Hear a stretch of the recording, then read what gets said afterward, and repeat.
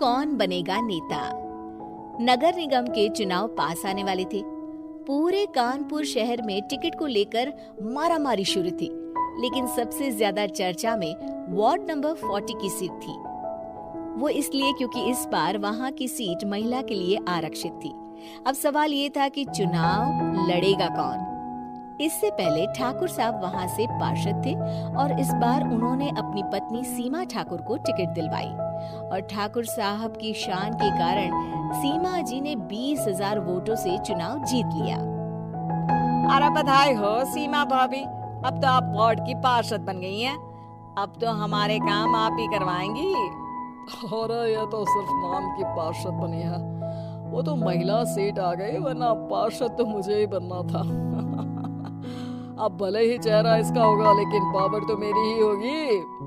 अरे वाह भाई साहब, क्या दिमाग लगाया है आपने भी। आइए आप लोग, खाना लगा दिया है सबके लिए। सीमा जी पार्षद बन चुकी थी, फिर भी उनकी एक ना चलती। सारे काम ठाकुर साहब खुद ही संभाल लेते और जहाँ जरूरत पड़ती वहाँ सीमा जी का अंगूठा लगवा लेते। सीमा जी ज्यादा पढ़ी लिखी भी नहीं थी। एक दिन ठाकुर साहब और सीमा एक प्रोग्राम में जाते हैं। अरे ठाकुर साहब आप आ गए। ओहो, पार्षद मैडम भी आ गई हैं। स्वागत है आप दोनों का। लगता है हमारे पार्षद फंड का सही इस्तेमाल हो रहा है। चलिए अब उद्घाटन करते हैं।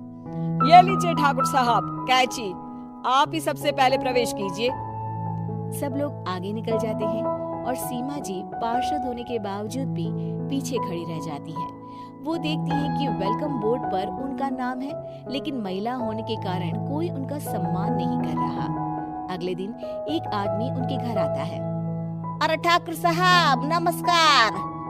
कल ना हम नोटिस किए कि हमारा घर तो अवैध है और नगर निगम वाले उसे तोड़ने आ रहे हैं। अरे कुछ कीजिए ना ठाकुर साहब। देखो भाई, मैं तो ज्यादा कुछ कर नहीं सकता, पर अगर तुम सबकी जेब गर्म कर दो तो कुछ हो सकता है। कुल मिलाकर 4 लाख लगेंगे। अरे 4 लाख ठाकुर साहब? अरे भाई, मैं अपने लिए नहीं मांग रहा हूँ। दरोगा है, इंजीनियर बाबू है, बड़े साहब है, सबको देना पड़ता है ना थोड़ा थोड़ा। बोलो है मंजूर? तभी वहाँ अचानक सीमा जी आ जाती हैं। अरे ये आप क्या कर रहे हैं? पहले इन्हीं लोगों से तो आपने वोट मांगे, अब इनसे ही पैसे ले रहे हो। अरे चुप रहो तुम, तुम्हारा काम है सिर्फ अंगूठा लगाना, तुम वही किया करो। मुझे दूसरे काम तुम मत सिखाओ, समझी? और तुम ना जाओ, अब पैसे लेकर आओ, वरना जेसीबी किसी भी वक्त आती होगी। सब कुछ ऐसे ही चलते रहता है। एक दिन सीमा जी और ठाकुर साहब को एक लोकल मीटिंग में बुलाया जाता है। वहाँ पर कई और अधिकारी लोग भी मौजूद रहते हैं। अब मैं चाहूंगा कि ठाकुर साहब हमारे बीच 2 शब्द कहें। मेरे प्यारे भाइयों और बहनों, आज मेरा सौभाग्य है कि मैं आप सबकी सेवा दिन रात कर पा रहा हूँ। आपने मेरी पत्नी को भारी मतों से जिताया है, इसलिए मैं आप सभी का शुक्रगुजार हूँ।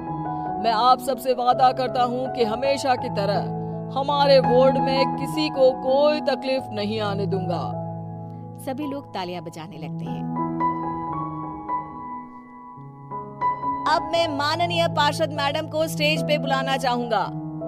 अपने नाम को बुलाया सुनकर सीमा जी एकदम चौंक जाती है। उन्हें बिल्कुल उम्मीद नहीं थी कि इतनी बड़ी जगह उन्हें मंच पर बुलाया जाएगा। जैसे तैसे वो मंच पर चढ़ती हैं।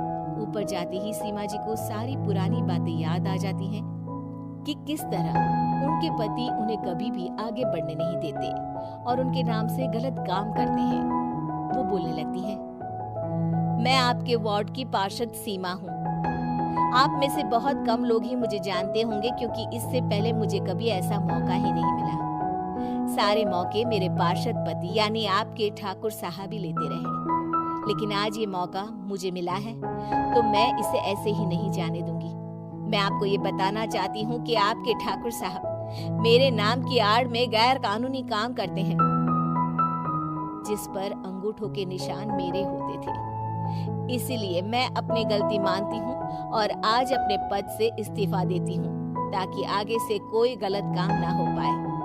अब फैसला आप सबके हाथ में है कि आप हमें क्या सजा देना चाहते हैं। सीमा जी की बातें सुनकर ठाकुर साहब के चेहरे का रंग उड़ जाता है और वो शर्म से मुंह नीचा करके वहां से चले जाते हैं और पद से इस्तीफा देकर ही सही सीमा जी अपने आप में आत्मविश्वास महसूस करती हैं।